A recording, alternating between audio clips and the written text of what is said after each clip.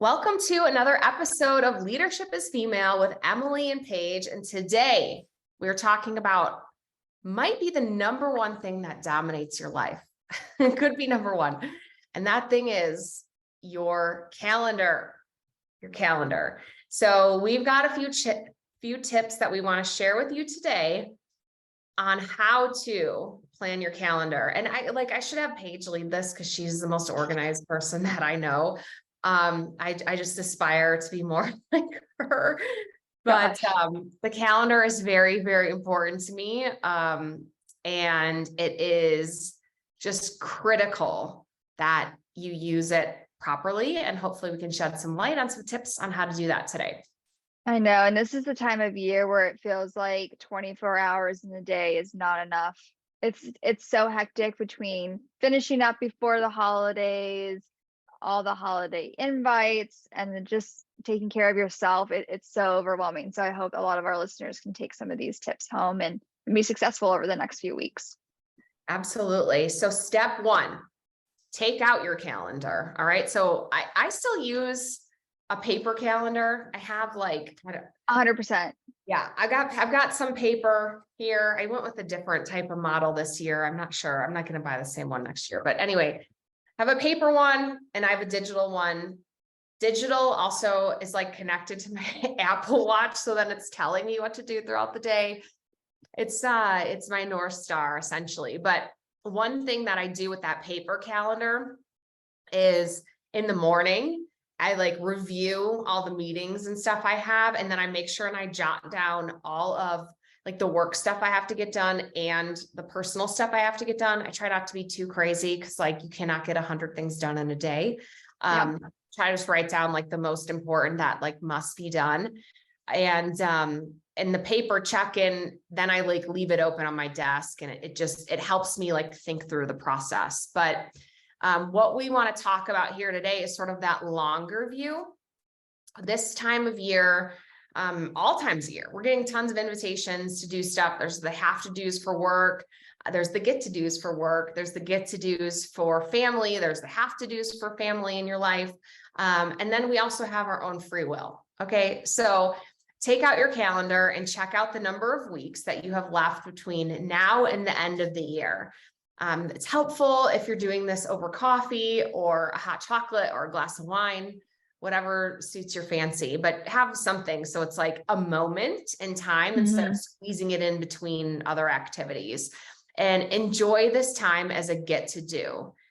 How freaking lucky are we that we have so many people who want to be around us that we actually have to write it all down and chart how our day figures out so that we can show up in the ways that we need to. And also this episode's coming out in December. This is for me and I'm for Paige. It's one of the most wonderful times of year. I love the holiday season. Who doesn't?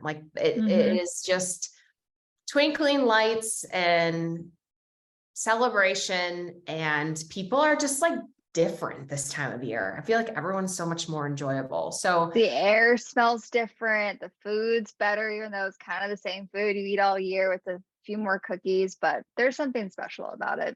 There is. Even shopping feels better. Going to the grocery store is a festive event. So yeah, you actually enjoy going back to the malls around this time. Maybe not on certain days, but it's an enjoyable process.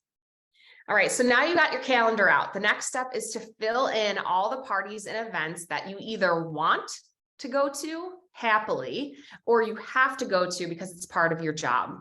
Everything else that might be nice, but not necessary because it takes up too much time, just gracefully decline. Pick the events that you want to go to and stick to your plan. It relieves so much stress when you pick and you stick. It's all right, I agreed I was going to go to that. I remember doing this exercise and thinking about what all of these weeks looked like. And I really wanted to attend that party. So instead of getting stressed out that boo-hoo, I have to go to a party tonight, I can look forward to it and have the intention that I'm going to have a great time. Here's what I'm going to see. This is why I said yes.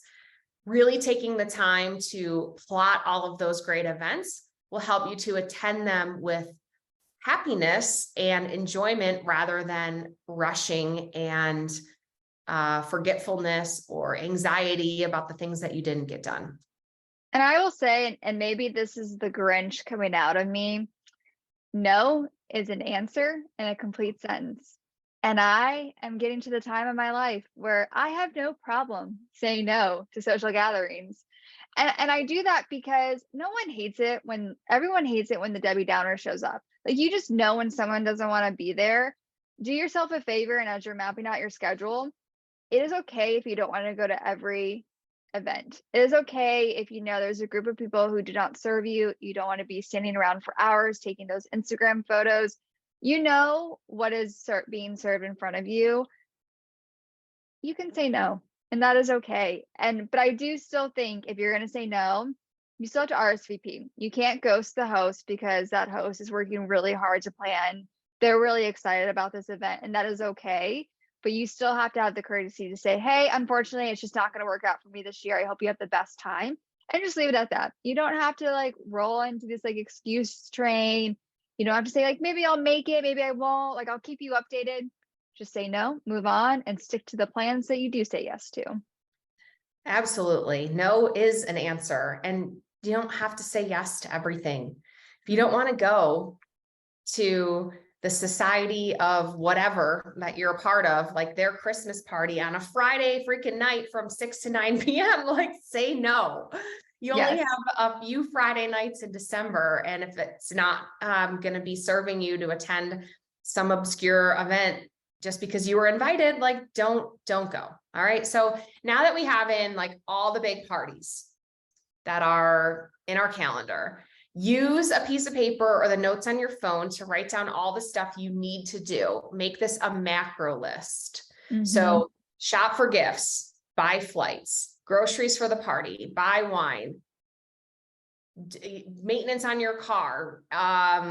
It could be just about anything that's like major that you need to get done, and just jot it all down, because there's like nothing worse than forgetting a major category of what you need to do this time of year. So get all of that down on paper. And then after you have the major categories down, then you can go micro. So consider these to-do headings and fill in all of the what underneath. The number of wine bottles you need to buy. Paige, have you ever run out of wine? It is the worst. Oh, no. That's the beauty of having a father working in the grocery industry. You're stocked up all year in anticipation for the holidays, but you got to stock up on it. It's the holidays. You're with family, you're with friends. It's needed. I love it. And then just like buy 2 more, because make sure to get some for yourself. Right. Okay. So yes, be very specific. And then who are you going to buy gifts for? Make a big list. And you know what, when you're writing the list, here's a little trick. Smile when you're writing the list. Like, it can be so daunting when you think about all of the people in your life that you want to show up for around the holidays. But like, if you smile making the list and think about, gosh, how lucky am I that I have all these people in my life that I need to buy gifts for, it makes it feel a little bit different. Last year I got super overwhelmed about holiday shopping, and I didn't take this advice that I'm talking about today. And I piecemealed together all the gift shopping, and it ended up being like really not fun at all, because I was forgetting people. I was like going on Amazon last minute. I was running into Target. It was unintentional. And it ended up being like a have to do versus a get to do, where I have an amazing mother-in-law and I freaking forgot her gift until like the day of, and I was running out to buy it. And the people at my kids' school feels like, oh, do I really need to buy them gifts? It's like, man, I'm so blessed that these people are so great with my kids all year round. Yes, I should buy them a gift. Like, really thinking about the intention behind it and making that list And it It helps was, you budget wise too, yeah, because this is the true. most expensive part of the year. And when you are forgetful, you kind of reach for that really easy gift. And that maybe you could have thought of something ahead of time that was a little bit more in your price range, so you can continue to spread the love. So it's silly as it sounds, like writing down the amount of like wine bottles that you need. It's just going to help you budget and plan things out. I'm also a big fan of color coding. I see everything in color. And so if you can kind of map out like the holiday specific items, so like just your day-to-day items, I think it can help visualize like how much needs to get done versus just seeing this really long list. Like you can say like, oh, I have like a lot of really fun holiday things coming up, or I get to go shopping for these loved ones. I get these kind of like 5 gifts and they're in this color. And then I've got 10 of these gifts, which are more like creative. So that could be a good way to kind of visually see everything at once too. Yes, I love that tip. So making it micro even includes the color coding. And then the final step in this calendar exercise for this really super busy time of year is to go back to the calendar and place all of these get to dos in 1 to 3 hour chunks on your calendar based on how much time you think it might take.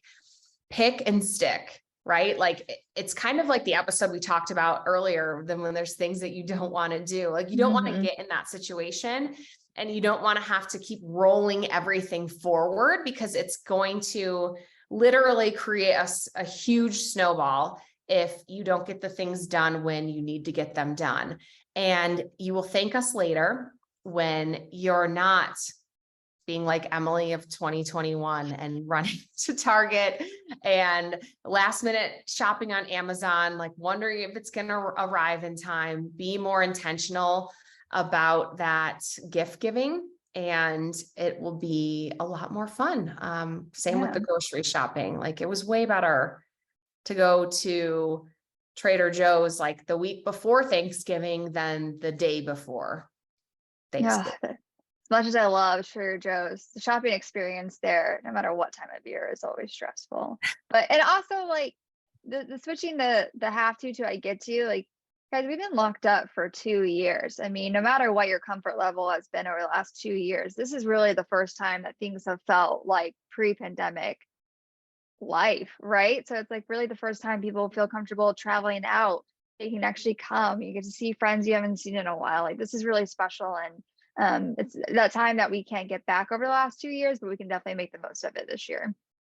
100%. So if you take away anything from this episode, be intentional about your calendar. Don't go to the things that you really don't want to go to. Spend that time where you want to spend it, and make the time to appropriately shop so that it is fun rather than stressful. And I think if you take the long view on the calendar, even if it's just a few weeks, it's going to really help you to have a more enjoyable holiday season, which if you feel like you're enjoying it more, you're going to bring your best self to work.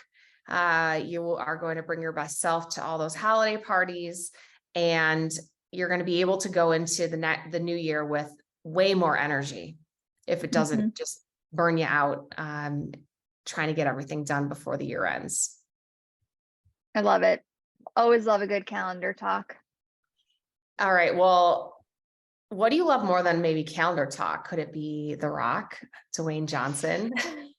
It is wild how much this country has grown to love The Rock over the last like 10 years. If you would have asked me 10 years ago, like, is he a household name? I'd have been like, no, he's not. But like, what can't the man do? Oh my gosh, he even works in sports now. I mean, owning the XFL, right? Co-owning the XFL. So he's got our quote today. Success isn't always about greatness. It's about consistency. Consistent hard work leads to success. Greatness will come. That applies so well to the calendar. It's about consistency, consistently keeping up with the calendar and the things that you get to do in this beautiful life. Love it. It's a wonderful life. Yes. Great movie. Great holiday movie. It is. That's a good way to end it. It's a wonderful life. All right. Well, you will see you all next time. Let's go. See you next week.